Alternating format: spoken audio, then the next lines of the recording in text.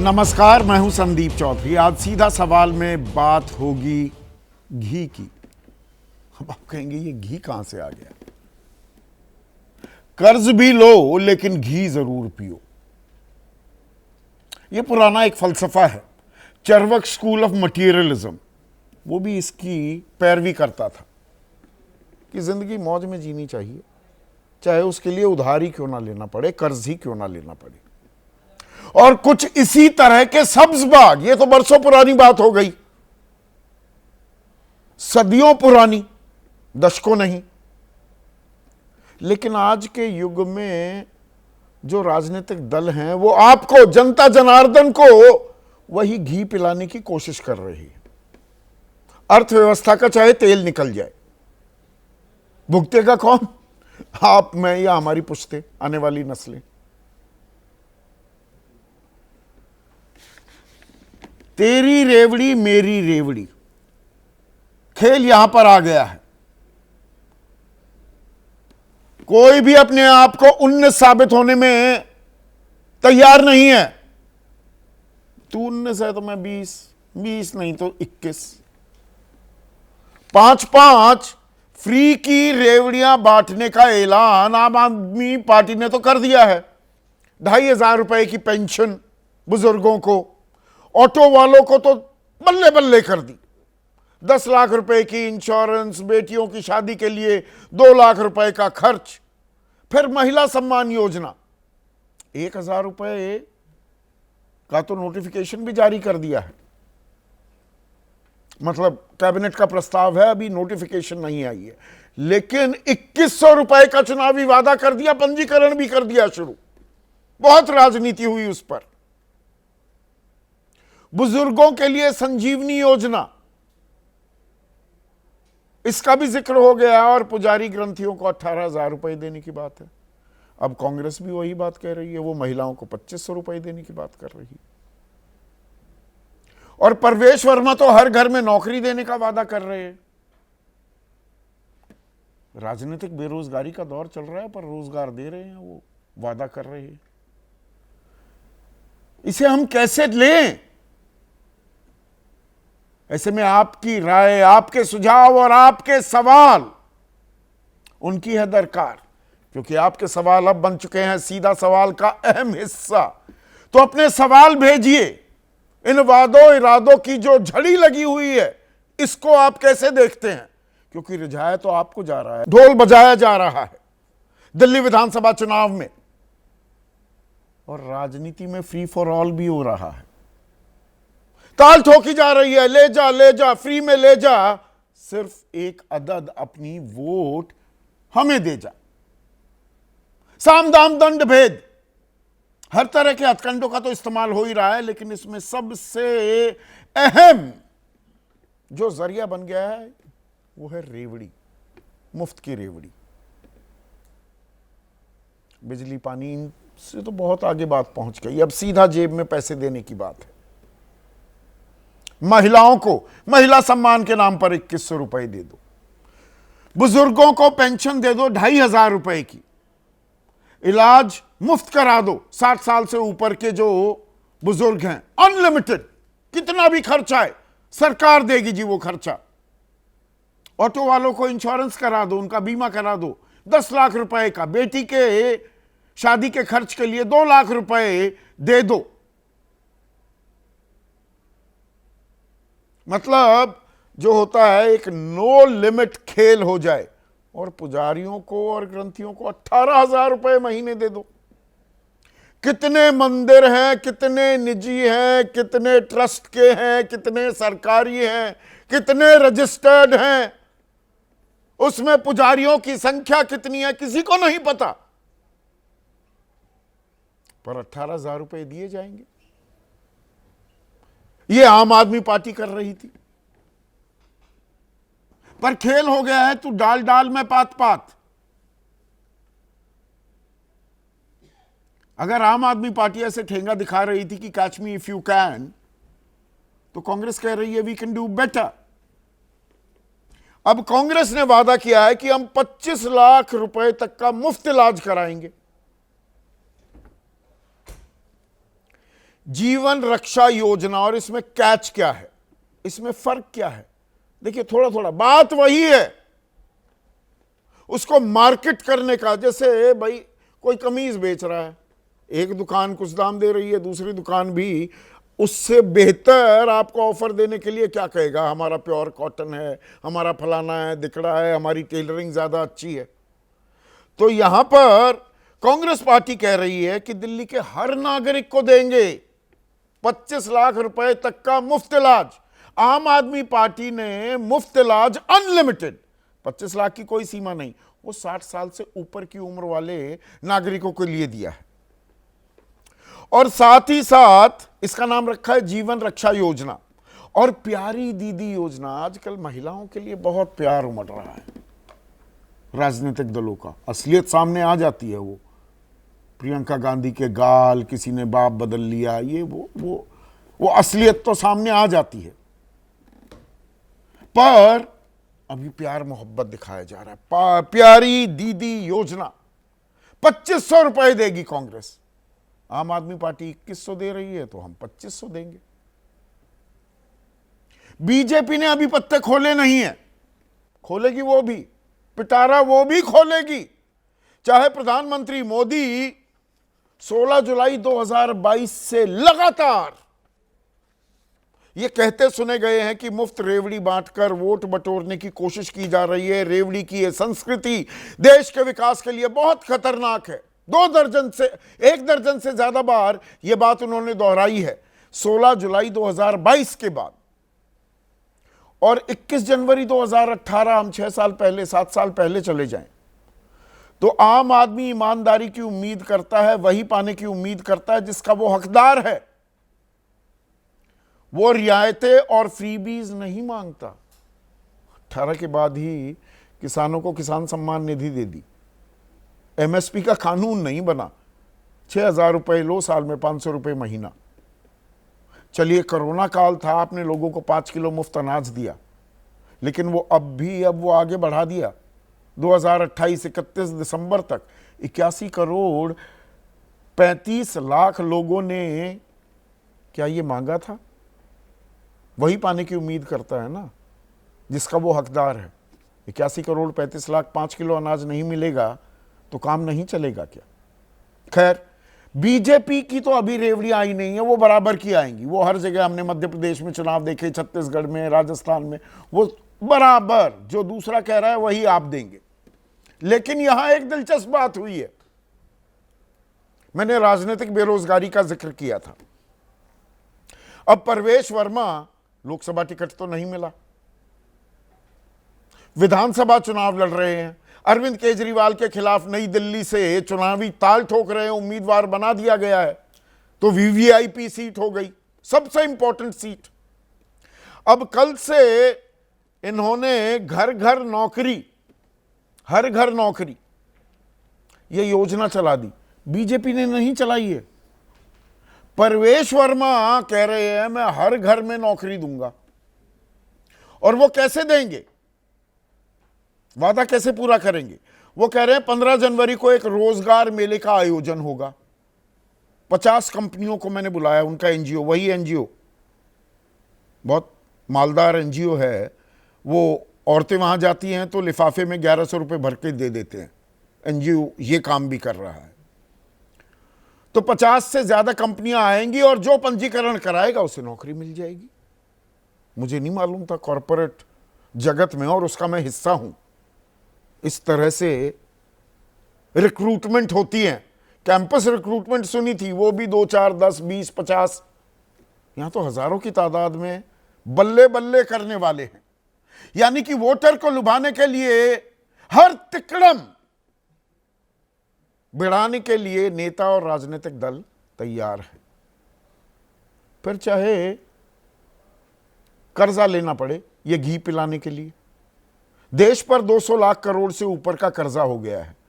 दिल्ली इस बात पर ताल ठोकती थी, आम आदमी पार्टी की सरकार, अरविंद केजरीवाल, उनके तमाम नेता, कि हमारा सरप्लस बजट है, लेकिन अब वो डेफिसिट में आ रहा है। 5000 करोड़ से ऊपर का डेफिसिट हो जाएगा।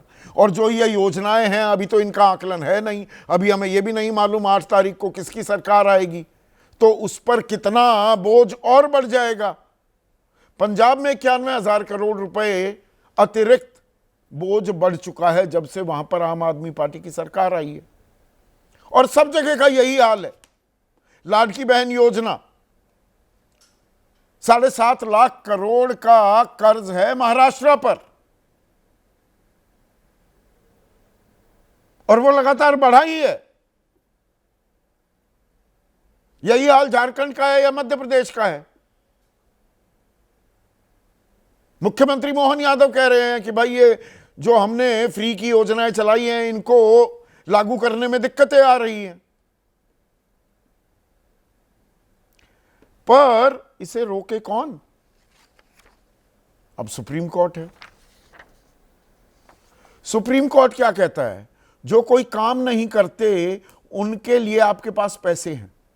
ये सरकारों को ये पीड़ा, दर्द का इजहार भी हुआ सुप्रीम कोर्ट की तरफ से। जब जजों के वेतन और पेंशन का सवाल आता है तो आर्थिक दिक्कतों का हवाला देने लगते हैं कि जजों की और लोअर जुडिशरी में ज्यादातर ये बड़ी दिक्कत है, एरियर्स पड़े रहते हैं, बकाया अटका हुआ है, लटका हुआ है, भटका हुआ है, और पैसे नहीं देती सरकारें कि भाई पैसा ही नहीं है, घाटा इतना बढ़ रहा है। पर चुनाव आते ही तिजोरी खोलते हुए दिखने की एक होड़ सी भी लग जाती है। अब एक और संस्था है चुनाव आयोग, वो तो कई बार सुप्रीम कोर्ट ने कहा कि भाई चुनाव आयोग इसका संज्ञान ले, कोई रास्ता निकाले, तो पल्ला झाड़ दिया था कि नहीं अब हम क्या करें इसमें। अब इस बार बहुत से लोग कह रहे हैं, आखिरी बार प्रेस कॉन्फ्रेंस की है मुख्य चुनाव आयुक्त राजीव कुमार ने, उन्होंने कहा है कि मुफ्त के वादों को लेकर चुनाव आयोग परफॉर्मा लाएगा और पार्टियों को बताना होगा क्या क्या वादे किए और सरकारी खजाने पर क्या असर पड़ेगा। अब इन पर कितना भरोसा किया जाए? और माली हालत, वित्तीय हालात जो किसी भी सूबे के हैं वो तो सरकार जानती है, विपक्ष कैसे जानेगा? और सरकार कुछ भी काम करे या ना करे, और आखिरी दिनों में, आखिरी 4-5 महीनों में फ्री की कोई घोषणा लागू कर दे, योजना लागू कर दे, और चुनाव से ठीक पहले 1-2 महीने की किस्त जोड़कर सीधे ठकाठक खाते में डाल दे वोटर के, तो फटाफट वोट भी मिलते हैं क्या? ये हमने मध्य प्रदेश में होते देखा, झारखंड में होते देखा, महाराष्ट्र में होते देखा। और इसमें क्या जो सत्ताधारी पार्टी है उसको एक अनफेयर एडवांटेज भी मिल जाती है क्या? और क्या हम लोगों को स्वावलंबी बनने से रोक भी रहे हैं? ये मेरे शब्द नहीं, किरण बेदी 2013 के चुनाव में बीजेपी की मुख्यमंत्री पद की उम्मीदवार थी। 2015 माफ कीजिएगा। तो क्या हम स्वावलंबी बनने से लोगों को रोक भी रहे हैं? पर इसकी फिक्र है क्या किसी को? और जनता भी कहती है आने दो, आने दो, ये दिल मांगे मोर दीजिए। एक बार तो काबू में आते हो, उसके बाद तो 364 दिन दिखते नहीं हो साल में। ऐसे में आज का सीधा सवाल अब आपके स्क्रीन पर आ रहा है। रेवड़ी का चुनावी ढोल राजनीति का फ्री फॉर ऑल और घी पिलाने का सियासी खेल, चाहे अर्थव्यवस्था का निकले तेल। चर्चा में मेरे साथ बीजेपी की तरफ से महेश वर्मा, कांग्रेस की राष्ट्रीय प्रवक्ता हैं विंग कमांडर अनुमा आचार्य रिटायर्ड, आम आदमी पार्टी की मुख्य प्रवक्ता प्रियंका कक्कड़, देश के जाने माने अर्थशास्त्री विजय सरदाना, और 2 वरिष्ठ पत्रकार दिबांग, किसी परिचय के मोहताज नहीं, और इस पैनल में सबसे युवा आदेश रावल भी इस चर्चा में जुड़ चुके हैं। तजुर्बा पर असीम है आदेश को। तो विंग कमांडर हनुमा आचार्य है, तू डाल डाल में पात पात कि तुम 2100 दोगे तो हम 2500 देंगे। राजनीति का फ्री फॉर ऑल, ये खुला खेल फर्रुखाबादी अब यहां आ गया। देखिए, मेरा ऐसा मानना है कि वेलफेयर स्टेट को कम से कम अपने लोगों को स्वास्थ्य, शिक्षा, रोजगार और भोजन और आवास तो देना ही चाहिए। और यूपीए ने ऐसी स्कीम लेकर आई थी अधिकार के रूप में।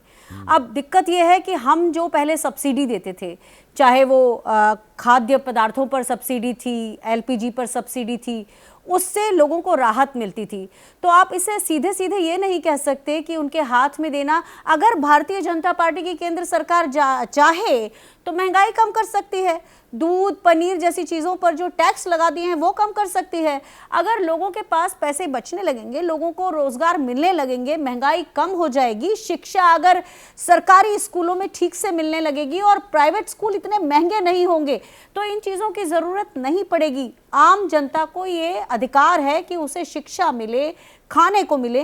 तो इस सब के लिए शिक्षा, खाना, स्वास्थ्य बात समझ में आती है। ये 2500 रुपए देना सीधा सीधा घूस नहीं दे रही क्या? कि महिला को उसको दिखेगा अरे 2500 रुपये, पति से भी अलग 2500 रुपये काम चल जाएगा, लगभग 100 रुपये दिन के, ये मेरे हैं। ये घूस है क्या? सीधा पूछ रहा हूं, कड़वा सवाल है आपका और सवाल, सीधा भी है। आपका सवाल कितना भी कड़वा हो, लेकिन मेरा जवाब ये है कि अर्थव्यवस्था में अगर आप पैसे डाल के उसे चलाएंगे नहीं। आपको 2019 याद दिलाती हूं, जब हम न्याय योजना लेकर आए थे और हमने कहा था कि लोगों के हाथ में पैसा नहीं होगा तो डिमांड कैसे जनरेट होगी और फिर वो चलेगा कैसे पहिया।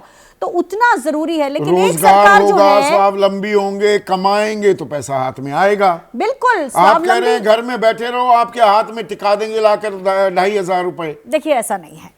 जो स्वावलंबी बनाने की बात है उसके लिए हम रोजगार, हर हाथ कमाई की भी बात कर रहे हैं। और इसके बारे में आज ही हम बात कर रहे थे, महिलाएं थी वहां पर। बहुत से ऐसे काम हैं जैसे सैनिटरी पैड बनाना, इतनी महिलाएं हैं, उनको फ्री में अगर हम दे सकें, बिना शुल्क के दे सकें, जिससे कि वो उतनी महिलाओं को रोजगार मिले। तो ऐसा नहीं है कि केवल आप ये पैसों की बात कर रहे हैं। लेकिन एक पार्टी ऐसी है जिसने शराब इतनी ज्यादा सर्वसुलभ कर दी, शराब की उम्र कम कर दी। ऐसे में महिला के हाथ में पैसा होना जरूरी होता है। और इतनी महंगाई है, शराबबंदी कर दीजिए ना पूरे देश में, जो केंद्र सरकार है कर दे। अच्छा, हमें कोई प्रॉब्लम नहीं है, लेकिन राज्यों में कर दें। लेकिन अगर आप दिल्ली में मांग कर रही हैं। लेकिन आप ये जानते हैं कि शराब से रेवेन्यू आता है। लेकिन एक और चीज है, ये हमेशा याद रहे कि एक उसकी उम्र होती है, एक उसका समय होता है। आप समय बढ़ा दें, लगातार बढ़ाते जाएं। आप अगर पूरी रात शराब बेचेंगे तो कैसे इस दिल्ली में अपराध कम होंगे? तो इन सब चीजों पर सरकार का देशों में खुले में 24 घंटे नॉर्मल किराने की दुकान में भी शराब मिलती है, वहां तो क्राइम नहीं होता। अच्छा उदाहरण दिया। स्कैंडिनेवियन देशों की अगर आप बात करते हैं तो वहां पर शिक्षा, स्वास्थ्य, ये सब तो मुफ्त है ही। मेरा बेटा एक दूसरे देश में पढ़ने गया था, उसको कुछ सर्जरी कराने की जरूरत हुई और उसको पूरा मुफ्त वहां इलाज मिला, कोई शुल्क नहीं लिया गया। तो ये सब चीजें तो सरकार की जिम्मेदारी होती है। सरकार ये करने लगे। इसीलिए पूछा, मैंने कहा शिक्षा और स्वास्थ्य पे मैं सवाल नहीं उठा रहा। ये 2500 तो सीधी विशुद्ध घूस दे रहे हैं ना आप। या ये इलाज, ये 25 लाख तक सबका इलाज हम मुफ्त करा देंगे। ये 25 लाख के थोड़ा मायने समझाएंगे कि वो कह रहे हैं अनलिमिटेड करेंगे तो हम 25 लाख सबको, वो तो 60 साल से ऊपर वाला। कंपेटिटिव पॉलिटिक्स हो रही है ये। मैं ऐसा मानती हूं कि स्वास्थ्य का अधिकार सबको है और अगर आप इसको एवरेज आउट करेंगे तो आप देखेंगे कि ये किया जा सकता है। जब हमने 15 साल सरकार चलाई तो बमुश्किल 5% हमारा बजट घाटा था और जितना बजट होता था उतना रेवेन्यू जनरेट करते थे। हम जो भी खर्चा था उसे डेवलपमेंट में बदल देते थे, मार्च के महीने में पैसा वापस नहीं करते थे। तो ये चीज आना चाहिए। प्रशासन जब आएगा तो आपको ये पता चलेगा कि रेवेन्यू जनरेट कैसे करना है, आपको किस तरह से इसको लोगों को देकर और डेवलपमेंट में बदलना है और कैसे आपको बजट को आखिरी में डिपॉजिट नहीं करना है। चुनाव हुए कितना टाइम हो गया है विंग कमांडर? तेलंगाना में पिछले साल चुनाव हुआ 1000 रुपए महिलाओं को देने का वादा था। महिलाओं को 2000 रुपए देने का वादा था, जो दिया जा रहा है। अभी तक तो नोटिफिकेशन तो कहीं जारी ही नहीं हुई। आपने देखा होगा आज से करीब 1.5 महीने पहले पहली बार हमने ये कहा था कि जो हम कहते हैं वो करके दिखाते हैं। तो उसका एक कैंपेन हुआ था, राहुल गांधी जी वहां गए थे और पहली बार जो था उसे जारी किया गया था। कर्नाटक में गृह लक्ष्मी योजना भी आपने जारी की थी। बिल्कुल। कितने पैसे दे प्रत्यक्षम रहे किम थे? प्रमाणम की बात है तो वहां पर भी 22,63,000 लोगों को उस कैटेगरी से ही निकाल दिया। मतलब देखिए, पहले अगर देंगे, फिर उसके बाद मुनीमगिरी का खेल शुरू होता है कि किसको मिलेगा किसको नहीं मिलेगा। मुस्कुरा रहे हैं विजय भाई।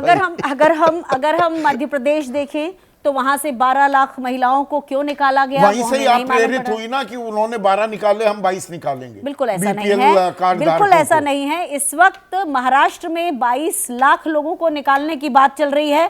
तो मुझे लगता है कि जहां जहां पर कोई अगर उनके आइडेंटिफिकेशन में कहीं ना कहीं कोई इशू हुआ होगा तभी, अदरवाइज ऐसे हमने जो उनको देने का वादा किया है उसे निकालने की कोई जरूरत ही नहीं है। और चूंकि महंगाई अगर केंद्र सरकार, दिलचस्प खबर आ रही है, ये अभी हमारे असाइनमेंट ने मुझे आगे भेजी है। पृथ्वीराज चव्हाण आपके तो वरिष्ठ नेता हैं, मुख्यमंत्री भी रहे महाराष्ट्र के, वो पता है क्या कह रहे हैं विंग कमांडर? दिल्ली चुनाव बहुत महत्वपूर्ण है और मुझे विश्वास है कि केजरीवाल वहां जीतेंगे। कांग्रेस भी मैदान में है और चुनाव लड़ेगी। अगर कांग्रेस और आप गठबंधन कर लें तो बेहतर होगा, लेकिन ऐसा होता दिख नहीं रहा। वो तो कह रहे हैं कि मुझे ऐसा लगता है कि दिल्ली की जनता को क्या चाहिए, एक शीश महल वाले राजा साहब हैं और एक राजमहल वाले महाराजा साहब हैं। आपके मुख्यमंत्री रहे, केंद्र में अहम मंत्री रहे मनमोहन सरकार में पृथ्वीराज चव्हाण।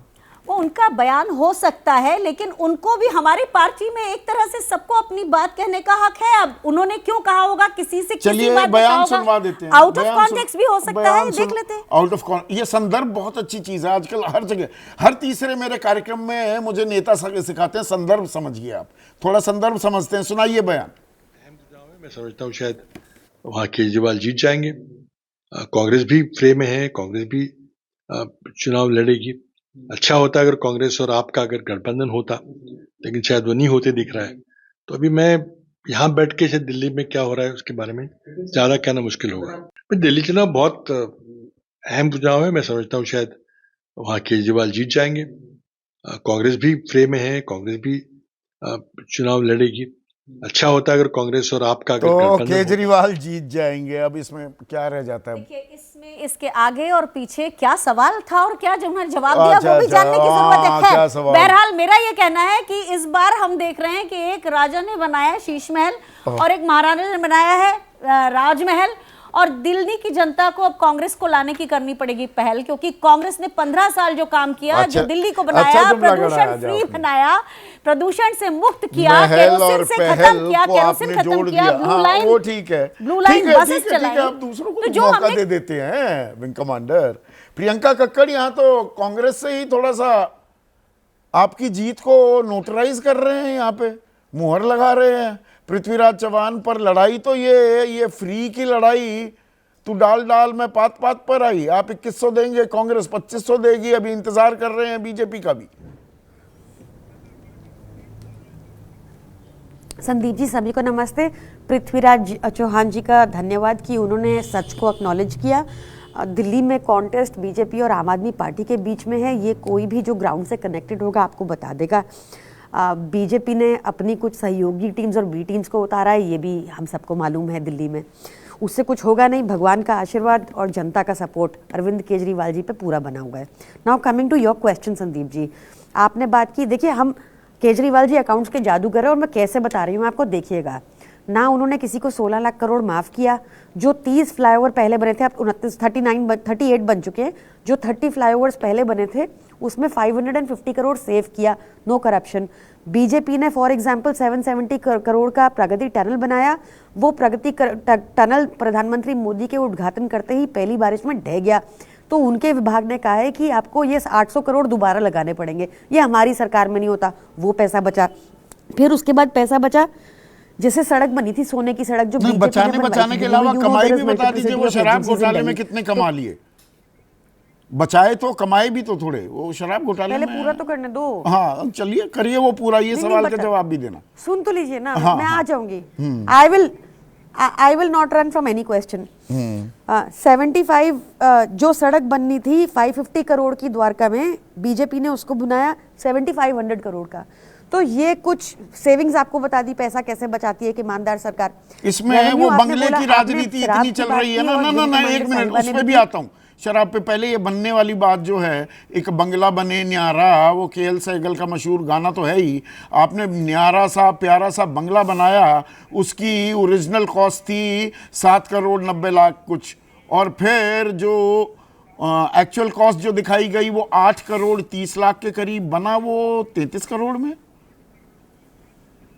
सड़कें सस्ती बनवा दी, फ्लाईओवर सस्ते बनवा दिए, मकान 3.5 गुना कीमत पर बनाया। देखिए मैं आपको बताती हूँ, आप मेरे ख्याल से तो आप भी गए हुए हैं उस घर में। हाँ। और जितना दुष्प्रचार हुआ है स्विमिंग पूल का, मिनी बार का, ऐसा कुछ भी नहीं है उस घर में। और ये वहां पर वो जब लास्ट रेनोवेट हुआ था तो 1952 में हुआ था। 1952 के बाद उस खंडर की रेनोवेशन ही नहीं हुई थी। जब वहां की एक छत अरविंद केजरीवाल जी के माँ बाप के कमरे की गिरी, एस्टिमेट होता है ना प्रियंका, एस्टिमेट कितना था, वो 7.8 करोड़ के करीब था, और एक्चुअल कॉस्ट जो दिखाई गई कि भाई 8 करोड़ 30 लाख में हो जाएगा, हुआ 33 करोड़ में। मैं वो फिगर की बात कर रहा हूँ, ये सीएजी की रिपोर्ट है, ये मेरा कोई अपना बनाया हुआ आंकड़ा नहीं है। नहीं, सुनिए। अब आपने सीएजी की रिपोर्ट उठाई, बाकी पत्रकारों से मैं एक्सपेक्ट करती हूँ, आपसे नहीं करती।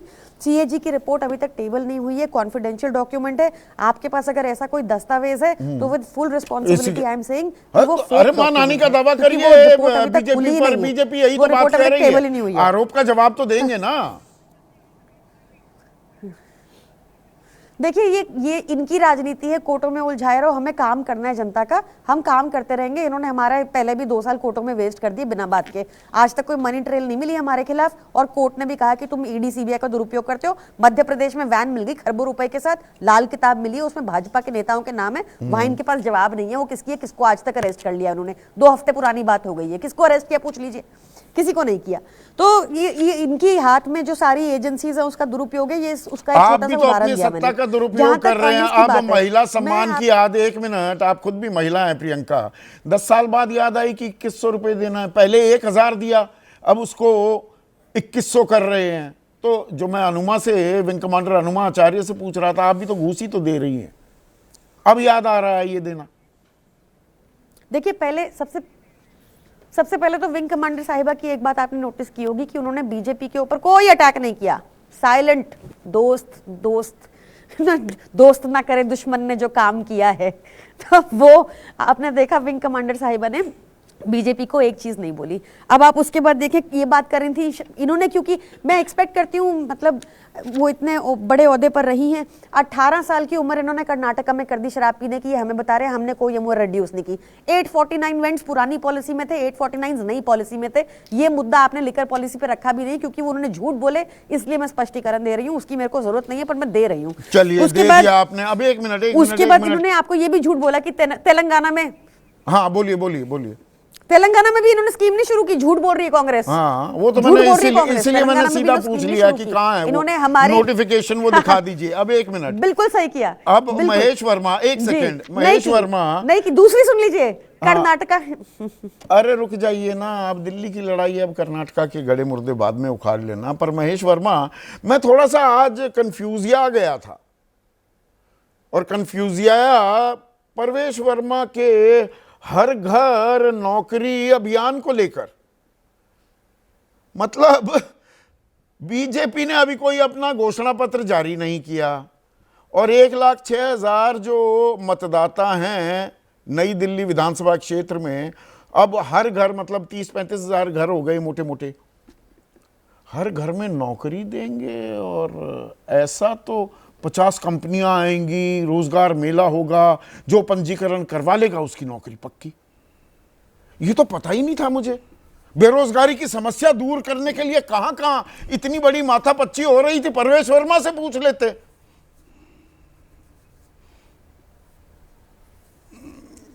संदीप भाई, परवेश वर्मा जी वो काम नहीं कर रहे हैं जो बाजीगरी जो है केजरीवाल जी ने दिल्ली में करी। अच्छा, युवाओं को नौकरी देने के नाम पर ठग लिया, पैसे जो है ऐसे बहाए, और ऐसे उसमें कम से कम 26-27 करोड़ रुपया, 30 करोड़ रुपए के आसपास जो है विज्ञापन पे डाल दिया। अच्छा। कि हम युवाओं को रोजगार दे रहे हैं। लिफाफे में 1100 रुपए दे दिए बस महिलाओं को। स्किल यूनिवर्सिटी,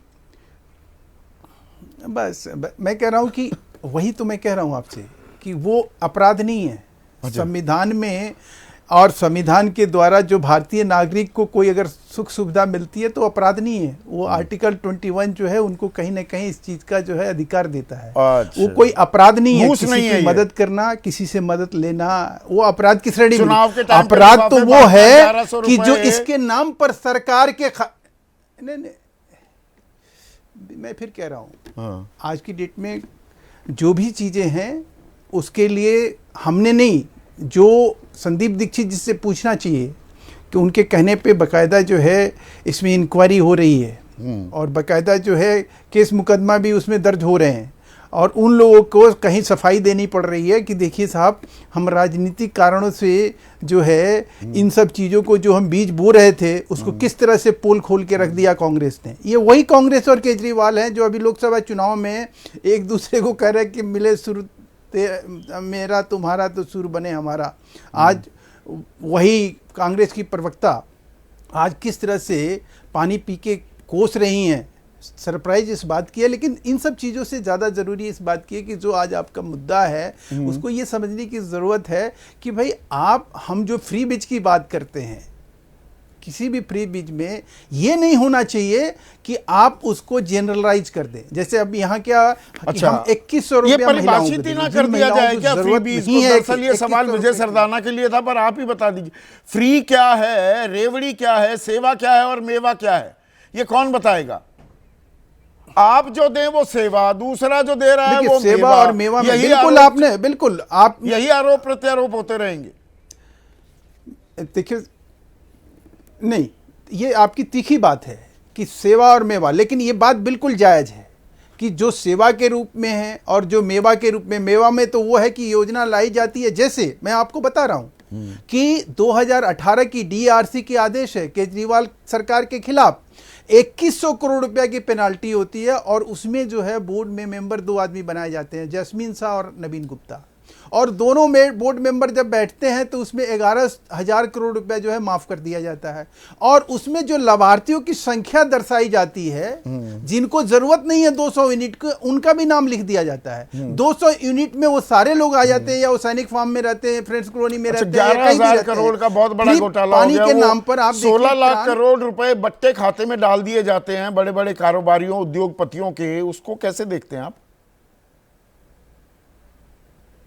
हाँ, है ना, इस पे 50 साल का व्हाइट हाउस है मेरे भाई, पढ़ा करो, अच्छा। लोकसभा में पढ़ा हुआ है। इन लोगों को राय दिया करो, ये जो विपक्षी मित्र है ना उसके ऊपर थोड़े से बहस कर लें। कंप्लीट है कि अगर 16 कहीं एग्जम्पशन दिया हुआ है या कहीं लिया हुआ है या कुछ किया गया है तो बताएं ना, विपक्ष का काम क्या है? अच्छा, बट्टे खाते में वो डाले जा रहे हैं, वो ऐसे ही कि ये तो एक अकाउंटिंग प्रोसीजर होता है। वित्त मंत्री एक बार नहीं कई बार बता चुकी हैं। साहब मैं कह रहा हूं कि साहब वो हम वो बात नहीं कह रहे हैं कि हम कहीं बचाने के नाम पर हम यहाँ से बचा नहीं, कर्ज तो ले रहे हैं ना, कर्ज लेके घी पिला रहे हैं ना।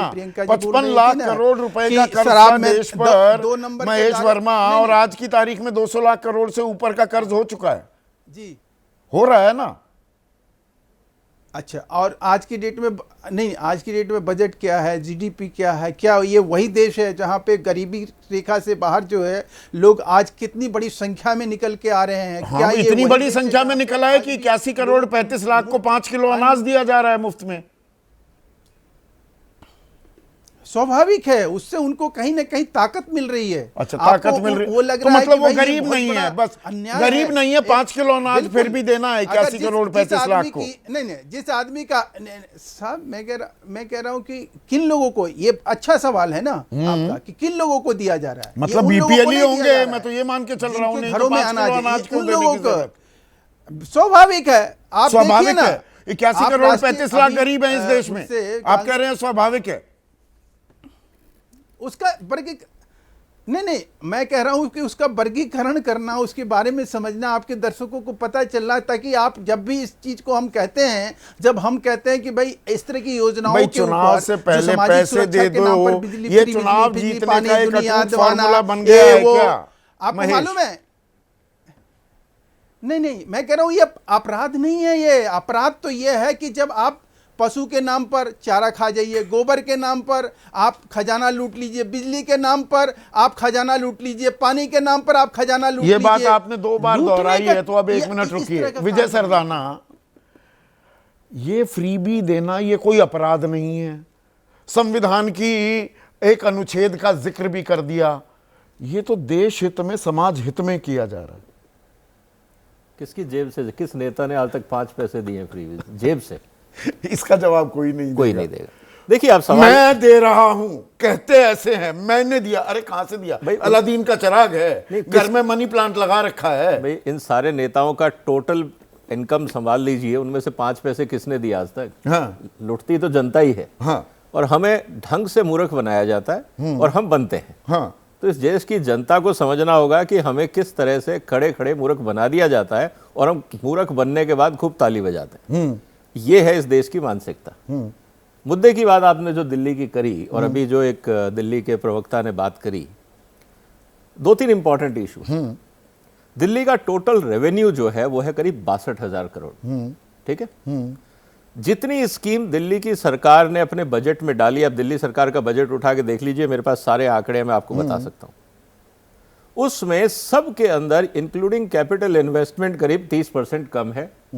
बाकी सारी स्कीम्स में 40 से 60-66% तक इन्वेस्टमेंट कम हुआ है। ये मैंने क्योंकि आंकड़े पैसा है। मैंने ठीक है। पेश किए हैं अपने अब शो सवाल इस बात का है कि जब आप 2100 करोड़ की बात कर रहे हो, अभी आपके पास बजट नहीं है 62 करोड़ में, 62,000 करोड़ में, आप अपना इस साल का 23-24 2100 रुपए, जो 2100 रुपए महीने की जो आप बात कर रहे हो वो बनता है करीब 20,000 करोड़ रुपए सालाना। ठीक है। आपके पास अभी 62,000 करोड़ का इनकम है, 72,000 करोड़ का आपका बजट है। एग्जिस्टिंग बजट को पूरा करने के लिए आपने 10,000 करोड़ रुपए बैंक से लिए, मतलब बाजार से उठाए, लोन लिया है, क्योंकि आपकी तो इनकम है नहीं। जो आपने कहा दारू के ठेके में क्या हुआ, आप देखिए दारू पॉलिसी के बाद इनका एक्साइज रेवेन्यू पहले था 9,000 करोड़, जो घट के आ गया 4,500 करोड़। -34% के हिसाब से वो दारू की पॉलिसी से स्टेट को नुकसान हुआ है। ये हुआ दारू पॉलिसी, जब कहा गया था कि इससे रेवेन्यू बढ़ेगा, वो किसका रेवेन्यू बढ़ा है वो सबको पता है। अब सवाल इस बात का है कि ये जो 20,000 करोड़ की 2100 पर मंथ की इसकी जो स्कीम है, इसका पैसा कहां से आएगा ये आम आदमी पार्टी नहीं बता रही। 2,500 रुपए महीना जो दिया जाएगा, कांग्रेस वो नहीं बता रही कि ये पैसा कहां से आएगा। तो ये बीजेपी ने कहां बताया? महाराष्ट्र में मैं वही बता रहा हूं, या मध्य प्रदेश यही, में? एक मिनट संदीप, कोई नहीं बता रहा मैं ना। ये यही- एक के लिए ही पैमाना क्यों? यही मेरा PIL सुप्रीम कोर्ट में है। हाँ। सुप्रीम कोर्ट में मैंने कहा कि भाई आप ये कहते हो देश की जनता को इन्फॉर्म्ड चॉइस लेना चाहिए। एग्जैक्टली। हर एक इलेक्शन मैनिफेस्टो के लास्ट पेज पे होना चाहिए स्टेटमेंट ऑफ अकाउंट। आपने जो जो घोषणाएं करी उसका टोटल एक्सपेंडिचर आप बताइए और ये भी बताइए कि ये पैसा कहां से आएगा। अब ये बहुत बड़ी गलतफहमी है कि साहब सरकार के पास जानकारी है, हमारे पास नहीं है। हर स्टेट का हर साल इकोनॉमिक सर्वे रिलीज होता है, कितना रेवेन्यू जनरेट हुआ बजट डॉक्यूमेंट होता है, सारे आंकड़े सबके पास है। नहीं, अब वो ये आप कहना तो आप इतने बेहतरीन अर्थशास्त्री, वो बुक्स को ड्रेसअप भी कर दिया जाता है ना कई अरे बार। करने अंदर दो की ना, बात जो नहीं है पता आप लगती। उसको क्वेश्चन करो ना। अगर वो बुक ड्रेसअप है हाँ। तो आप में के पास तो इतने बड़े बड़े वैज्ञानिक बैठे हैं ना आपकी पार्टियों में, हाँ। वो एनालिसिस नहीं कर सकते कि फिक्टिशियस डेटा कहां है। कहने का मतलब यह है कि ये बहुत बड़ा मिथ है कहना कि साहब अपोजिशन के पास इंफॉर्मेशन नहीं है। सारी इंफॉर्मेशन पब्लिक डोमेन तो में ये है। केंद्र सरकार को प्रधानमंत्री लगातार 2022 से तो दर्जन भर से ज्यादा बार कह चुके हैं देश की अर्थव्यवस्था का बेड़ा गर्क हो जाए।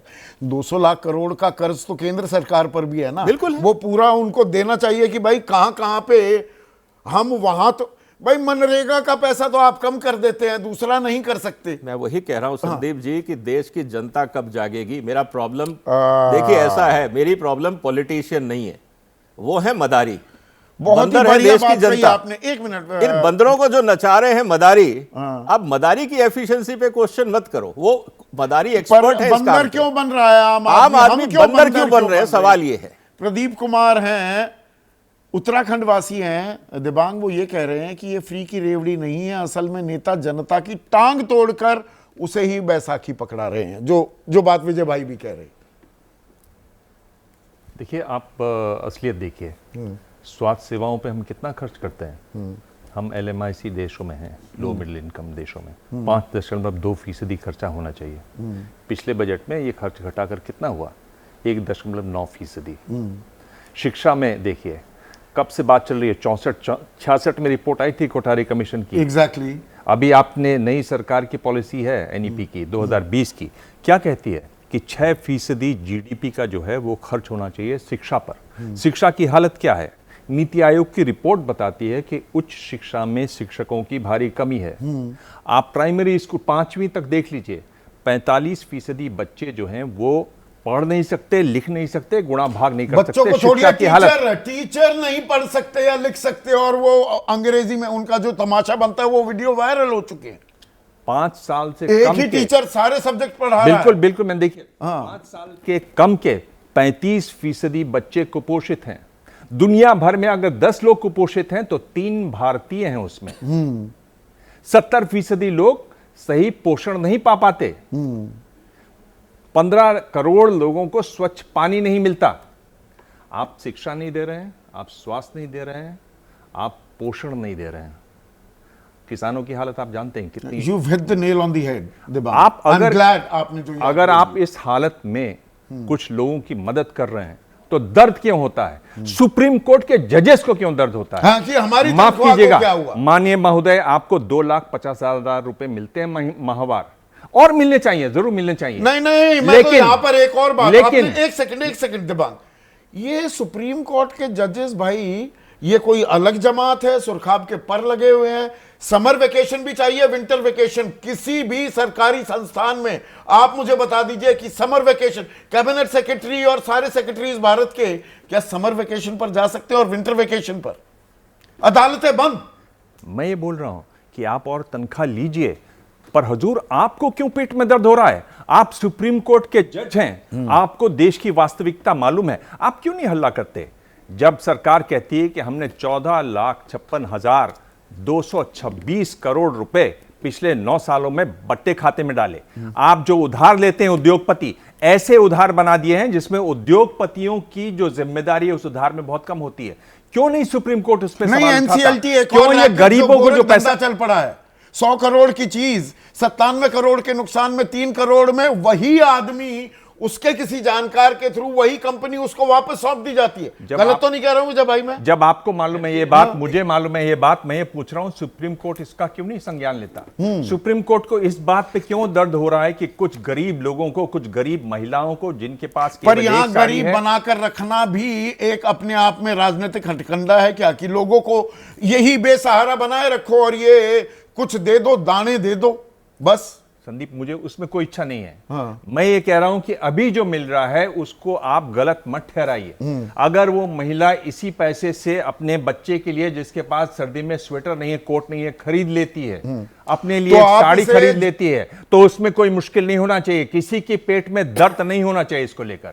यहां पर दिबांग बड़े फोर्सफुली आदेश कह रहे हैं कि क्यों भाई, नेता मुफ्त की बिजली, मुफ्त का सरकारी आवास, मुफ्त की हवाई सेवा, मुफ्त के टेलीफोन बिल, कंसेशनल कैंटीन में खाना, सब मुफ्तखोरी वो करेंगे, लोगों को मिल जाए और पैसा तो हमारा है, तो क्या दिक्कत है? लेकिन मेरी दिक्कत एक ये है, क्या ये चुनाव जीतने का एक शॉर्टकट रास्ता सबने अब बना लिया है कि बस पैसे हाथ में दे दो, बाकी कुछ करने की जरूरत ही नहीं?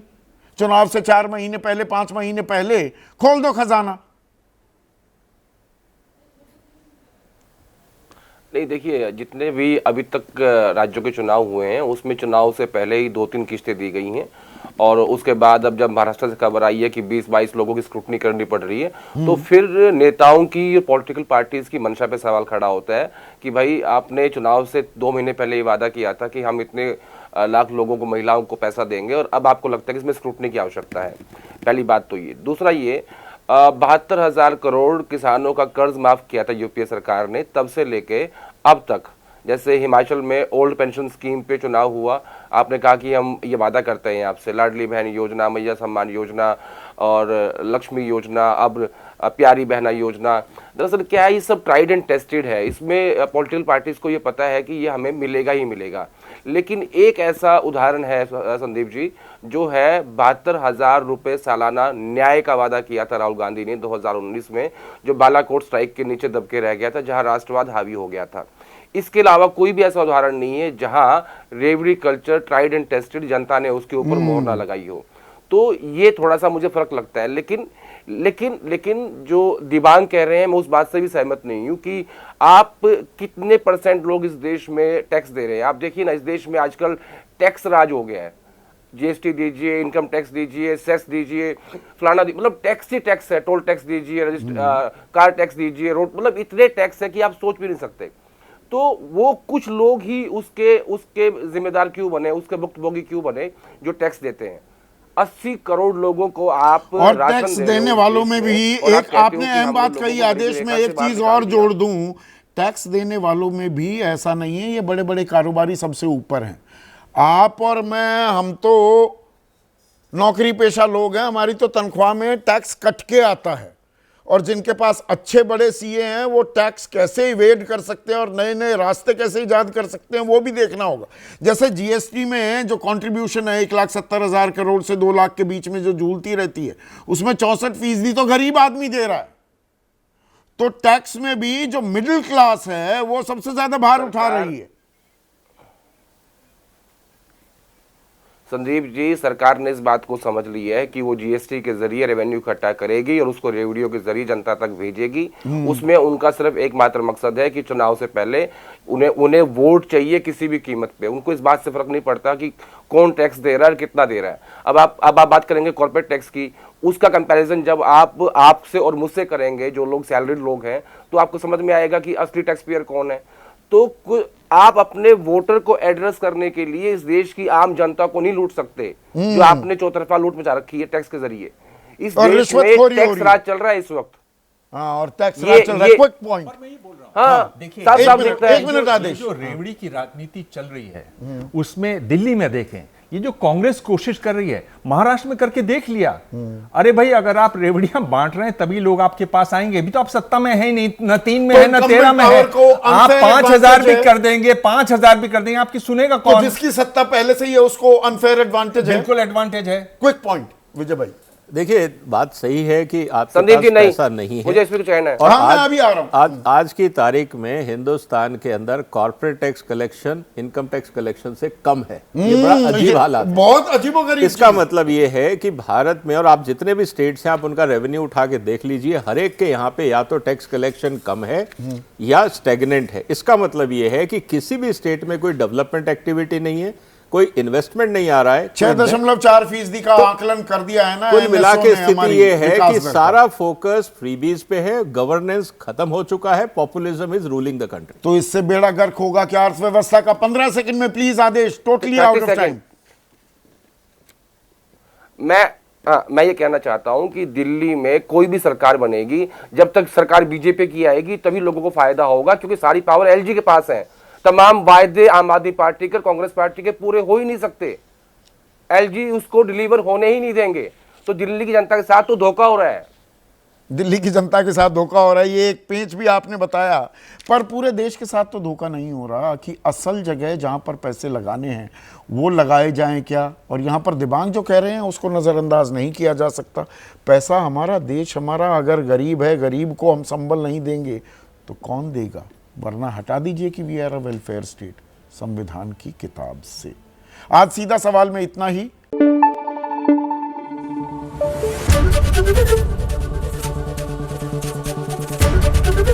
एबीपी न्यूज आपको रखे आगे।